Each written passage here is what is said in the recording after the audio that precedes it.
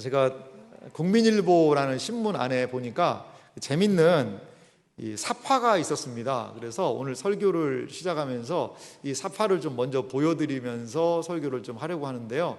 여러분, 이 그림을 보면서 어떤 생각이 드십니까? 이 그림에 보니까 십자가가 있죠. 십자가가 있는 거 보니까 이거는 뭐를 상징한 것 같아요? 교회죠, 교회. 교회를 상징했습니다. 모양도 교회 비슷하죠. 근데 그 교회를 구성하고 있는 세 사람처럼 보이는 그 형상이 상당히 의미가 있습니다. 그리고 여러분은 어떤 게 또 보이세요? 그 손의 방향이 좀 의미심장한 것 같아요. 손의 방향. 노란 사람이 분홍색 사람한테 손이 가고 있고, 약간 분홍색 사람은 이 손을 들고 있고, 또 하늘색 사람은 손을 밑으로 내리고 있고, 이러한 세 사람의 형상을 담아서 이 사파를 좀 그렸더라고요. 그래서 제가 이분이 누가 그렸는지를 좀 물어봐서 그분한테 전화를 해가지고 이 그림의 의미가 뭡니까? 라고 물어봤어야 되는데 연락이 안 돼요, 이 사람하고. 그래가지고 제 나름대로 좀 한번 해석을 해봤습니다. 노란색 사람하고 주황색 사람은 성도의 교제, 서로 수평적인 교제를 이야기하는 것이 아닐까 생각이 들고요. 이렇게 손 들고 있는 사람은 뭐 같아요? 뭐 하고 있을까요? 찬양 열심히 잘하셨는데 이게 뭘까요? 예배하는 거. 하늘을 향해서 하나님께 대하여 경배하는 그 장면이 아닐까 생각이 들어요. 그리고 마지막 이제 위에 있는 사람이 하늘색이잖아요. 저게 사람인지 하나님인지 잘 모르겠어요. 뭐 하나님은 형상화할 수 없으니까요. 하지만 하늘색, 뭐 하늘을 상징하는 것이 아닌가. 거기에서 손이 내려오는 것은 이제 은혜가 내려오는 거 아닐까? 이 사람 그린 사람이 한 얘기 아닙니다. 이게 제가 해석을 한번 해봤습니다. 어떻게 좀 해석이 좀 괜찮아 보입니까, 여러분? 이게 교회 같아요, 교회. 성도가 서로 교제하고, 또한 위로 하나님에 대하여 예배하고, 하나님께서는요 위로부터 은혜를 베풀어 주시고, 이것이 진정한, 어떻게 보면 이 지상교회, 우리가 꿈꾸는 교회의 모습이 아닐까요? 우리 서로 신앙 공동체가 교제할 수 있는 것, 또 하나님을 예배할 수 있는 것, 그리고 우리가 예배할 때마다 하나님은 그 자리에 어김없이 은혜 베푸시는 공동체, 우리 교회가 그런 교회 되기를 주님의 이름으로 소망합니다.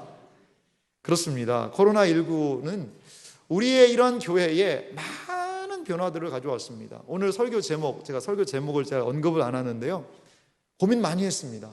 과연 이것이 주일 오전 설교의 제목으로 적합한가? 그거에 대한 고민이 상당히 많았습니다. 엔데믹이라는 단어는 제가 주보 칼럼에도 썼습니다만, 이제 코로나가, 팬데믹이라는 건 전 세계적인 대유행병을 이야기하는데, 엔데믹이라는 것은 그 N이 안에 있다는 뜻입니다. 그러니까 그 지역 사람 안에서 마치 계절병처럼, 뭐 감기라든지 이런 질환처럼 코로나가 이제 그 위력과 세력을 많이 경감되어서 일반적인 병 수준이 됐다라는 그 의미가 엔데믹이라고 이야기하더라고요. 코로나는 우리 사회에 엄청난 변화를 주었습니다. 코로나는 우리 사회에 많은 질문을 주었습니다. 코로나가 오니까 많은 것들이 삶이 변했잖아요. 여러분, 배달 요즘에 코로나 때는요 다 배달을 시키는 거죠. 다 택배를 시키는 거죠. 그러니까 배달하는 그 라이더 분들이 뭐 엄청나게 기하급수적으로 늘어났고요. 그리고 뭐 택배, 이게 우리의 삶에서 이제 뗄래야 뗄 수 없는 그러한 상황이 되고 말았죠. 그러다 보니까 자연스럽게 그러한 환경의 변화는 우리의 생각, 가치관도 같이 변하게 되거든요. 그래요. 코로나는 우리의 변화의 폭을요 되게 넓게 했습니다. 코로나가 아니었으면 정말 그렇게 빨리 그런 모습으로 변하지 못했을 텐데, 요즘에 뭐가 가능합니까? 아이들 학교 안 가도요 학교 수업이 가능해요. 여러분 상상이 되세요? 학교 안 갔는데 수업이 가능하다. 우리 지난 2년간 했잖아요, 그거 온라인 수업. 근데 예배도 어때요? 예배도 온라인 예배, 비대면 예배. 이러한 우리는 엄청난 코로나를 지나면서 변화의 시기에 도달했다는 거죠. 이제 뭐 코로나가 아직까지 잔존하는 위험들이 분명히 있습니다. 어떻게 될지 몰라요. 하지만 그래도 이 엔데믹이라는 것을 많은 사람들이 이야기하고 있는 이 상황에서 과연 코로나가 우리에게 던진 질문들, 그러면 이 코로나라는 시기를 지나면서 교회는 과연 어디로 지나야 될까? 그것에 대해서 함께 말씀을 오전에 듣고 오후에 여름 특강을 함께 해서 한 3주간 같이 고민하고 생각하는 은혜의 시간이 되기를 간절히 소망합니다. 오늘 성경 말씀에 보면 모세의 마지막 당부가 기록이 되어 있어요. 신명기 32장은 모세가 마지막으로 이스라엘 백성에게 당부하고 있는 그 모습입니다. 그거의 핵심은 무엇이냐? 기억하라는 거죠. 오늘 신명기 32장 4절 말씀 보니까 모세가 이스라엘 백성들에게 반드시 해주고 싶은, 반드시 잊지 말고 기억해야 되는, 이제 자기는 죽고 없어요. 가나안 땅 들어가지 못해요. 그 이스라엘 백성들을 가나안 땅으로 보내야 되는 마지막 고별 작별 인사를 하면서 하고 싶은 말이 있다는 거죠. 그것의 핵심 말씀이 신명기 32장 4절입니다. 제가 읽어볼게요. 그는 반석이시니 그가 하신 일이 완전하고 그의 모든 길이 정의롭고 진실하고 거짓이 없으신 하나님이시니 공의로우시고 바르시도다. 저는 하나님에 대해서, 하나님의 성품과 사역을 이렇게 잘 요약해 놓은 구절도 참 드문 것 같아요. 하나님이 누구십니까? 하나님이 하신 일이 무엇입니까? 어떤 분이십니까? 공의롭고 마지막에 바르시도다. 하나님 바르시다는 거죠. 하나님의 그 길을 따라가면 우리도 바른 길로 갈 수 있다. 그것을 이 사람 모세는 이스라엘 백성들에게 이야기하고 있습니다. 그렇습니다. 하나님이 누구이신지를 알고요, 그 하나님 붙들고 나가면 우리의 길을 잃어버리지 않게 될 줄 여러분 믿으시기 바랍니다. 하나님께서 신앙이 제시하는 그 길로 걸어갈 수 있다면 어그러진 길로 가지 않게 될 것이라는 거죠. 하지만요, 이 하나님에 대하여 신실하지 못하게 반응했던 백성들을 상당히 호되게 꾸짖고 있는 부분도 분명히 성경에 기록을 하고 있습니다. 신명기 32장 5절 말씀 좀 같이 한번 읽어볼까요? 모세가 이스라엘 백성들에게 무엇을 얘기하는지 같이 좀 읽어보겠습니다. 그들이 여호와를 향하여 악을 행하니 하나님의 자녀가 아니요 흠있고 삐뚤어진 세대로다. 아멘. 모세가 볼 때요, 이스라엘 백성들이 항상 이 하나님을 향해서 악을 행했다는 겁니다. 출애굽 1세대가요 광야에 40년 동안 다 죽었습니다. 다 죽었어요. 무엇하다가? 불순종하다 말이죠. 그래서 하나님의 자녀가 아니요 흠이 있고 삐뚤어진 세대라는 거죠. 삐뚤어진 세대. 하나님의 바른 말씀이 있음에도 불구하고, 하나님이 제시하시는 바른 길이 있음에도 불구하고요, 마음에서 받아들이지가 않는 거죠. 그걸 거부하는 거죠. 생각에서 거부하는 거예요. 마음에서 거부하는 거예요. 이 마음이 삐뚤어지니까 말도 삐뚤어지게 되고요, 생각이 삐뚤어지니까 걸음도 삐뚤어지게 되는 거죠. 하나님의 말씀에 대해서 왜 그렇게 하셔야 되냐, 꼭 그렇게 해야 되냐, 이렇게 그 하나님의 말씀에 순종의 세대에서 멀어져서 모세가 볼 때 그것이 하나님 여호와께 악이라는 거죠. 그리고 그들을 이름하여 삐뚤어진 세대다 라고 모세는 이스라엘 백성들을 지금 이야기하고 있습니다. 그러면 어떻게 이 삐뚤어진 세대가 바른 세대로, 바른 길로 나아갈 수 있는 길은 있을까요? 그 길이 과연 무엇일까요? 신명기 32장 7절은요 매우 중요한 말씀을 이렇게 하고 있어요. 옛날을 기억하라. 역대의 연대를 생각하라. 내 아버지에게 물으라. 그가 내게 설명할 것이요. 내 어른들에게 물으라. 그들이 내게 말하리로다. 이 말씀 이대로 딱 떼서 이야기를 하면 요즘 사람들은, 요즘 젊은 세대들은 어떻게 보면 이 말씀이 좀 거북스러울 수 있어요. 뭐 어른들에게 물어라. 나도 잘할 수 있는데, 내가 더 잘하는데 뭘 꼭 물어봐라. 이렇게 성경이 이야기를 할까? 그런데요, 여기에서 옛날을 기억하라라는 옛날은 어떤 옛날일까요? 불순종한 옛날일까요? 물론 그것이 타산지석이 될 수도 있을 거예요. 하지만 하나님의 말씀에 순종했던 그 세대, 내 아버지에게 물으라. 하나님의 말씀이라면 그 말씀을 붙들고 묵묵히 순종했던 그 아버지의 순종, 내 어른들에게 물으라. 하나님의 뜻이라면 마음과 뜻을 기울여서 주님의 몸된 교회를 위해 썼던 그 어른들, 그 사람들에게 하나님의 길이 무엇인지, 어디로 가야 할 것인지에 대하여 물어보라라고 오늘 성경이 이야기를 하고 있습니다. 구약 성경에 보면 모세 다음에 누가 등장하죠? 여호수아가 등장을 합니다. 여호수아 이야기를 보니까 사사기에 여호수아에 대해서 이런 평가가 있었어요. 여호수아와 그와 함께 있었던 사람들이 살 동안에는 이스라엘 백성들이 하나님을 섬겼다는 거예요.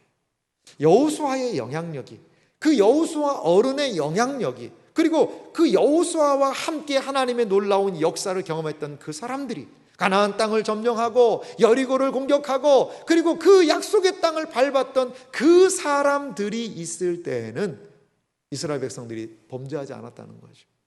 하지만 그들이 다 가고 나자 이스라엘 백성들이 여호와의 목전에 악을 행하였다라고 사사기가 이야기를 하고 있다는 거죠. 여러분, 우리의 신앙은 어떤가요? 우리의 모습은 어떤가요? 지금 현실적인 문제와 상황 속에서 혹시 헤매이고 있지 않습니까? 그렇다면 옛사람들이 걸어갔던 그 신앙의 길은 무엇일까요? 과연 코로나19, 엔데믹 이러한 시대에 우리는 어떻게 무엇을 감당해야 할까요?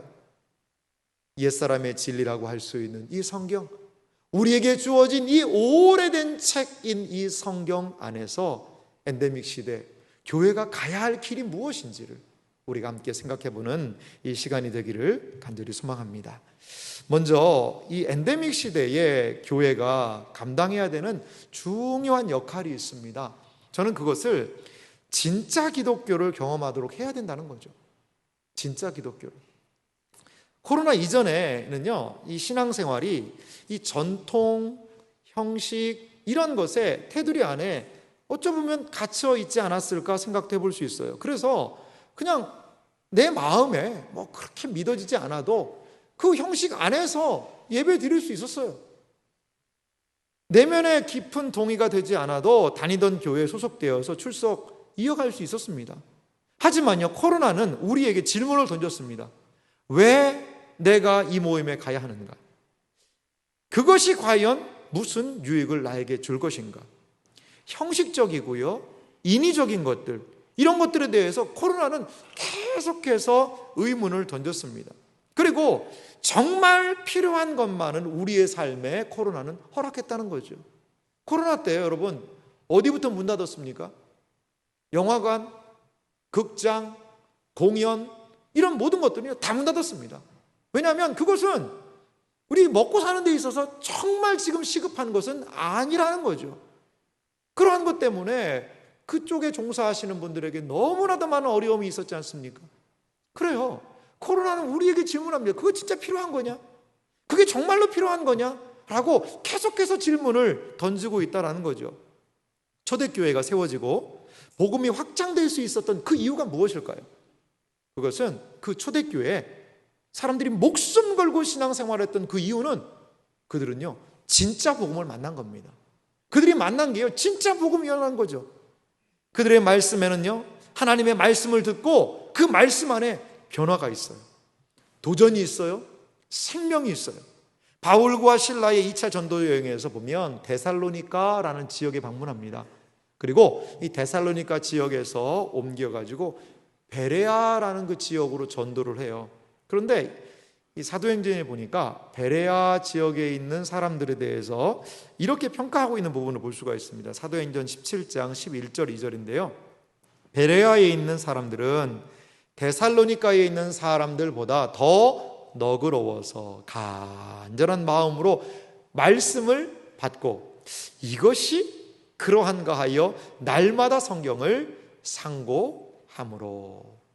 하나님의 복음이 베레아라는 지역에서 증거될 때 그 사람들은요, 그 말씀을 받았다는 거죠.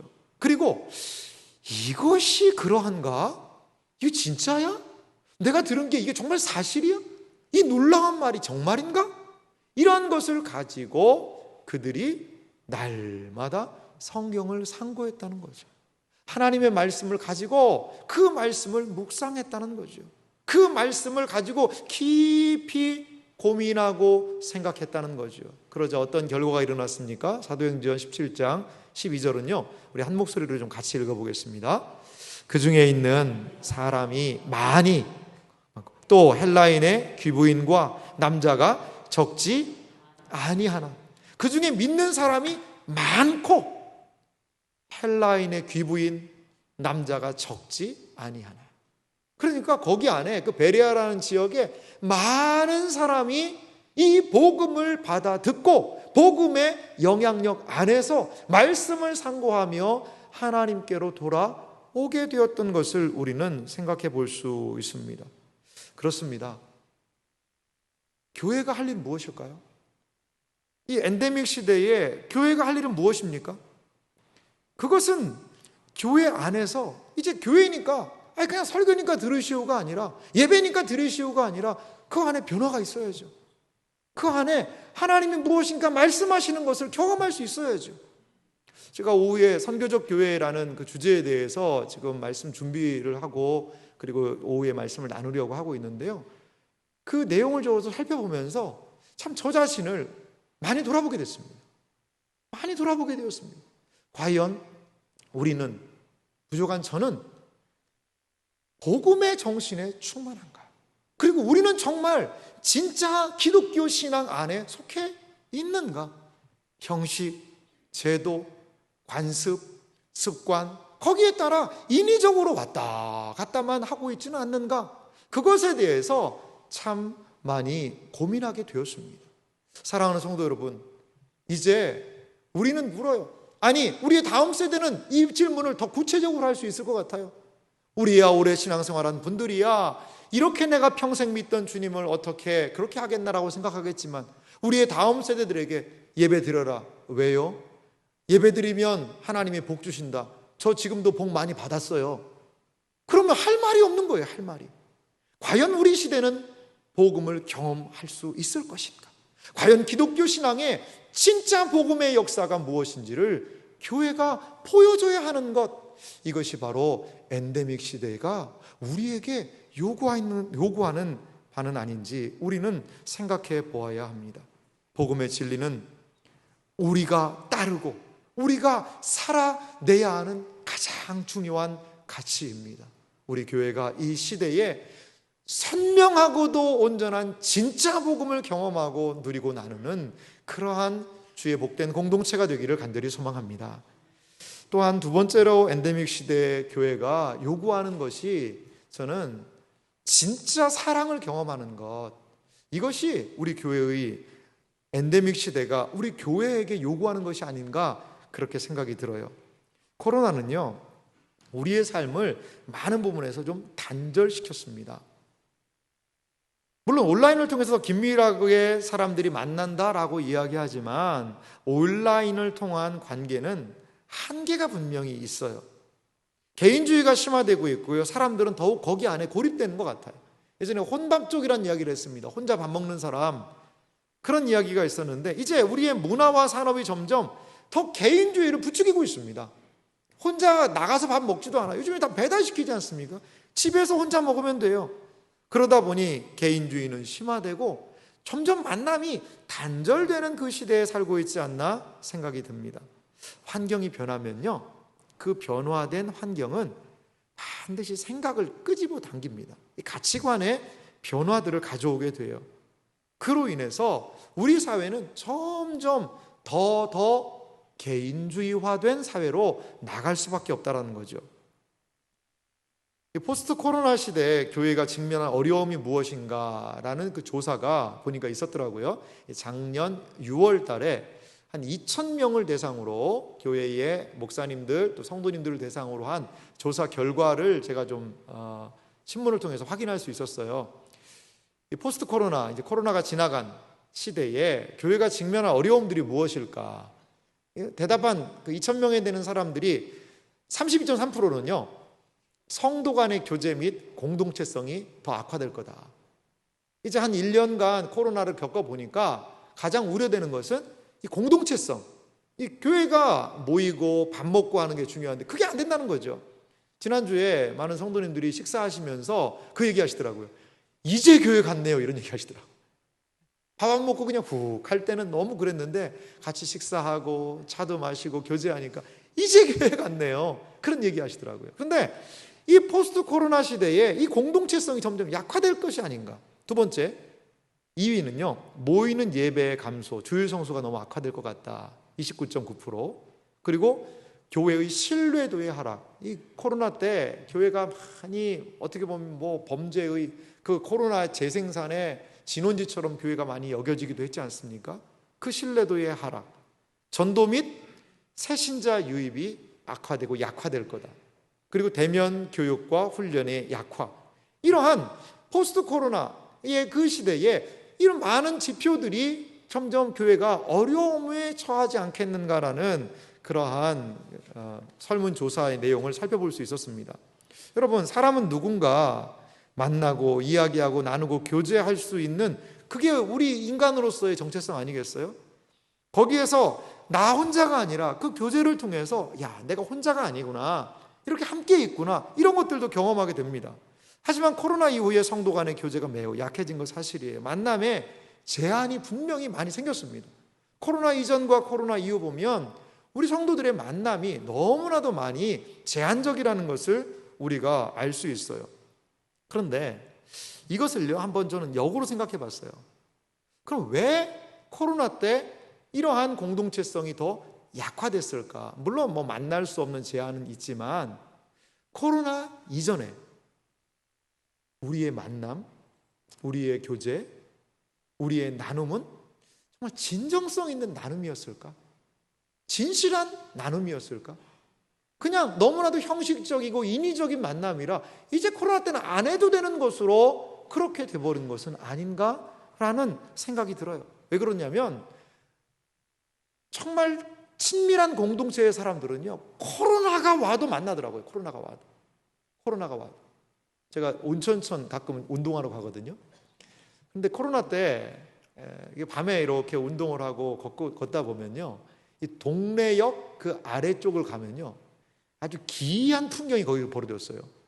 그 온천천이 물론 뭐 깨끗하게 물이 흘러가기도 하지만 어떤 때는 약간의 좀 물이 하수구들이 유입될 때는 냄새도 약간 나기도 하거든요. 근데 그 밤에요, 젊은이들이요, 그 온천천 지하철 아래 거기서 그 아래 모여가지고요.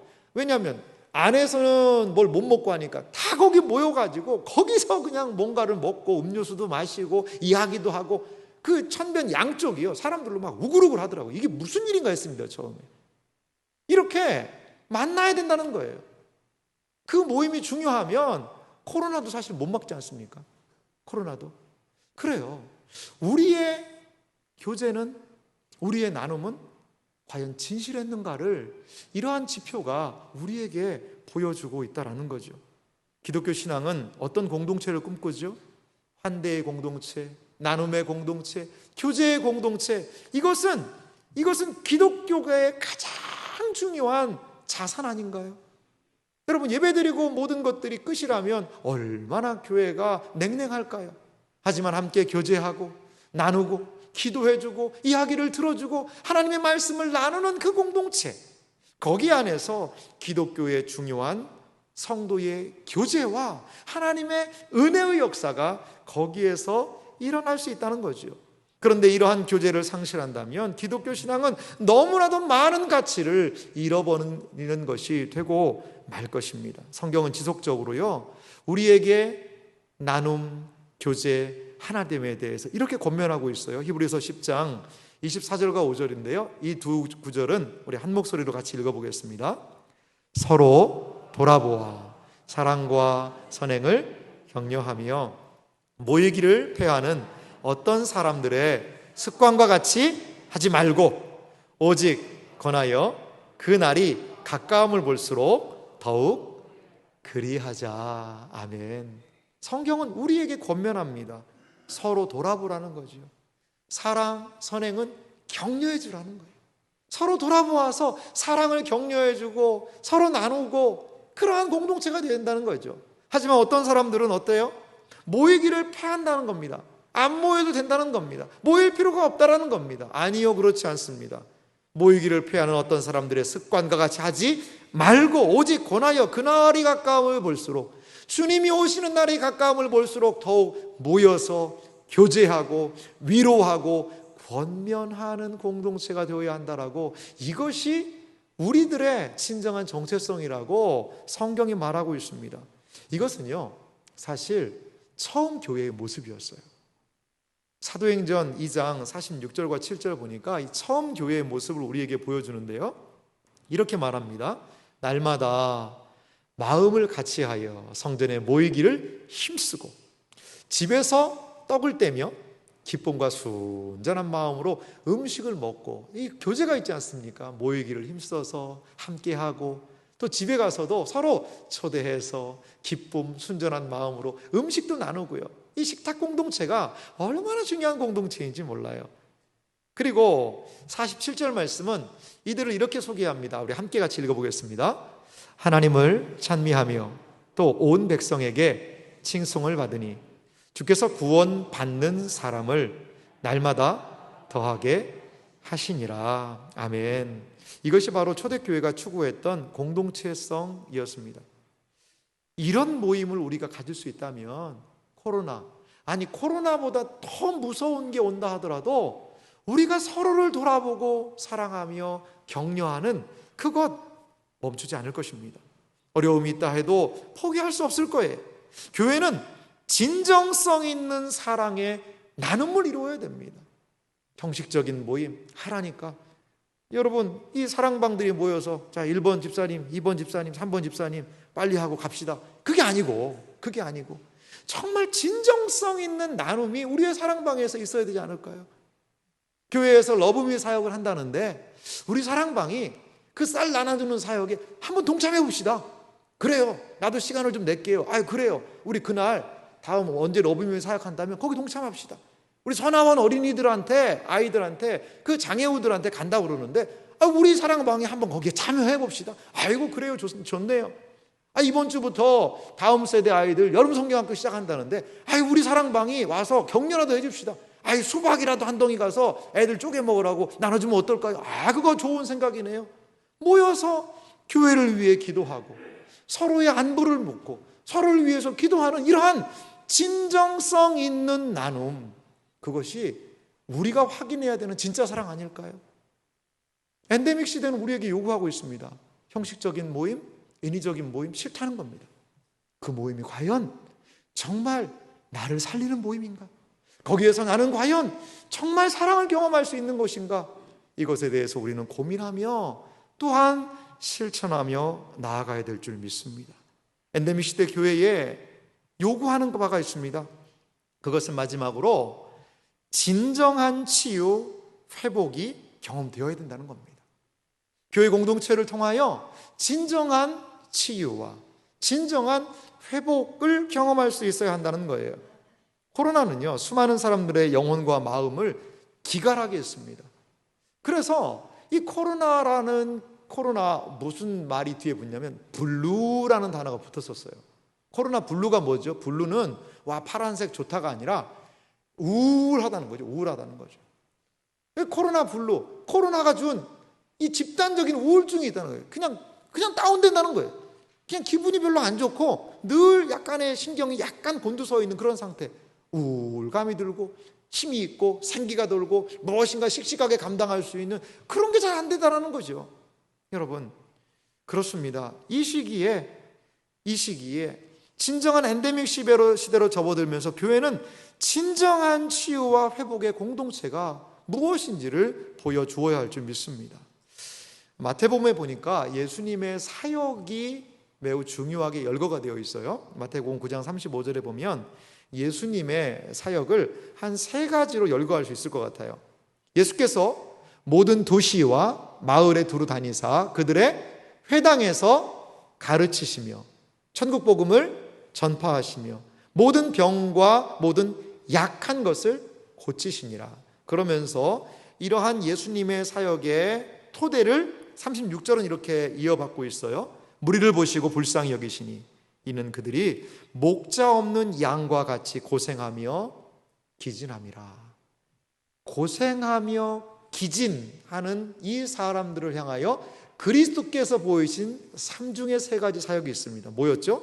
첫째, 가르치는 사역, 진리를 가르치는 거죠. 둘째, 복음을 전파하는 사역, 또한 고치는 사역. 이 고치는 사역으로 예수님이 많은 사역을 하신 것을 볼 수 있습니다. 그렇습니다. 교회는 예수님의 이 사역, 가르치시는 사역, 전파하시는 사역, 고치시는 그 사역에 동참해야 되는 것이 여러분 교회인 줄 믿으시기 바랍니다. 특별히 이 코로나19가 가져온 우리의 아픔, 우리의 상처, 우리의 영혼의 기갈함을 고치는 사역을 통하여서 회복시켜야 한다는 거죠. 교회는요, 연약한 가정이 흔들리지 않도록 붙잡아줄 수 있는 힘이 있어야 됩니다.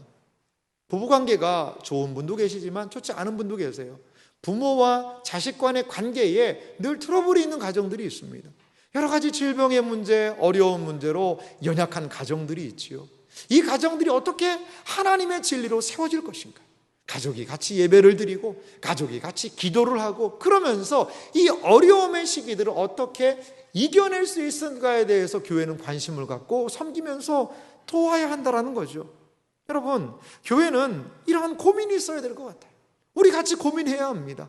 연약한 가정들을 위해서 서로 기도해 줘야 되는 것이죠. 이것이 서로 돌아보아 사랑과 선행을 격려하는 것 아닐까요? 또한 교회는 연약한 영혼들을 섬겨야 합니다. 선교적 교회를 통하여서도 우리 성도님들과 꼭 나누고 싶은 이야기인데요, 교회는요, 교회 안에 있는 연약한 심령들, 또 교회 밖에 있는 연약한 분들을 도와야 합니다. 선한 사마리아인이 되어서 말이죠. 이것은 교회가 엔데믹 시대에 더 추구해야 되는, 아니 이전에도 했지만 앞으로 더 감당해야 되는 너무나도 중요한 가치라는 것이지요. 기도팀들이 기도를 합니다. 연약한 분들을 위해서 이름을 불러가면서 기도하고 있습니다. 이 회복의 사역, 힐링의 사역에 동참하고 있는 것 아니겠어요? 그렇습니다. 엔데믹 시대의 교회는 거룩한 회복의 공동체로 영혼들의 회복, 진정한 회복을 위해서 애쓰고 나아가야 되는 그러한 공동체가 되어야 한다는 것입니다. 제가 계산을 한번 해봤습니다. 만약에 10년 동안 신앙생활을 한다면 얼마나 예배를 드릴까? 일주일에 한 2번 정도 예배를 참석한다고 하면 1년이면요, 뭐 다 하면 한 100번 정도 됩니다. 10년이면 몇 번일까요? 1000번입니다. 1000번. 10년이면 1000번 예배 드리는 겁니다. 20년이면 2000번. 40년 동안 예배 드렸다면 4000번입니다. 50년 동안 예배 드리셨습니까? 적어도 5000번. 뭐 일주일에 2번 이상이면 그 이상이겠죠. 우리 그렇게 많이 예배 드렸어요. 그런데 그 예배를 통하여 어떠한 변화가 있냐 이거죠. 어떤 한 분이 그런 얘기 하더라고요. 자기가 40년 동안 예배 드렸대요. 자기는 좀 더 많이 해서 한 5000번 이상 예배 드린 것 같대요. 근데 40년 전이나 지금 내 모습이나 거의 비슷한 것 같다는 거죠. 왜 우리는 그러한 변화에서 이렇게 멀어질 수밖에 없는 것일까요? 여러분, 사실 제가 말씀드린 거 교회가 이거 안 하는 게 뭐가 있습니까? 다 하고 있죠. 교회가 기독교가 무엇인지 은혜 받기 위해서, 그리고 진정한 사랑의 공동체로 섬기고 하고, 그리고 이웃 섬기고 진심을 마음을 다해서 치료하기 위해서 애쓰고 있죠. 그런데 엔데믹 시대가 요구하는 것은 뭐냐면 구색 갖추는 것 말고, 그냥 형식적으로 그냥 뭐 해야 되니까 이게 말고, 거기에 어떻게 무엇을 진정성을 담을 수 있을 것인가. 한 번의 모임을 가도 정말 환대하는 공동체로 따뜻함을 경험할 수 있고, 사랑방 모임을 가도 소외되거나 뭐 여러 가지 자랑이 아니라, 아, 정말 이 사람들이 나를 사랑하는구나, 여기에서는 나를 환대해주는 공동체가 있고 이 공동체구나. 우리의 모든 사역의 진정성이 확보되는 것, 다른 말로 하면 우리의 모든 섬김과 나눔과 사역이 더 농도가 짙어지는 거죠. 아, 저게 섬김이구나. 아, 저게 하나님의 사랑이구나. 그것을 더 선명하게 보여줄 수 있는 공동체에 대해서 엔데믹 시대는 우리 교회를 통하여 요구하고 있다라는 것입니다. 사랑하는 성도 여러분, 지금도 하나님은 여전히 살아계신 분이심을 여러분 믿으시기 바랍니다. 우리가 어떻게 이 엔데믹 시대를 감당할 수 있을까? 하나님을 붙들어야 될 줄 믿습니다. 우리가 처음 봤던 교회의 모습, 그 사파를 다시 한번 볼까요? 여러분, 이것이 교회 아닐까요? 옆에 있는 성도의 어깨를 같이 쓰다듬어 주면서 어깨 동무할 수 있는 것, 그리고 위로 하나님에 대하여 함께 예배할 수 있는 것, 예배할 때마다, 영혼을 섬길 때마다, 영혼을 돌아볼 때마다 그 사랑의 나눔에 어김없이 하나님께서는 위로부터 은혜를 내려 주시는 그 공동체, 이 공동체는, 십자가 밑에 있는 이 공동체는 엔데믹, 코로나, 아니 그 이상의 무엇이 온다 하더라도 이 땅에서 하나님의 놀라우심을 찬양하며 의지하며 나아갈 수 있게 될 줄 믿습니다. 그렇기 때문에 우리가 붙잡아야 되는 것은 하나님이 누구이신지에 대한 것입니다. 다시 한번 우리 모세의 번면 신명기 32장 4절을 기억하며 이 말씀을 우리가 읽어보며 내가 의지하고 내가 신뢰하는 그 하나님이 누구이신지를 우리 함께 생각해 봤으면 좋겠습니다. 우리 한 목소리로 읽겠습니다. 그는 반석이시니 그가 하신 일이 완전하고 그의 모든 길이 정의롭고 진실하고 거짓이 없으신 하나님이시니 공의로우시고 바르시도다. 아멘.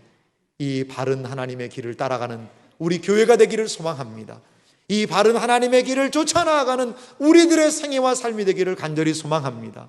그러할 때 이 하나님의 놀라운 능력의 역사가 우리에게 당면한 모든 상황을 넉넉히 감당하게 하실 줄 믿습니다. 이 은혜 안에 거하시는 복된 생애와 삶이 되시기를 주님의 이름으로 축원합니다.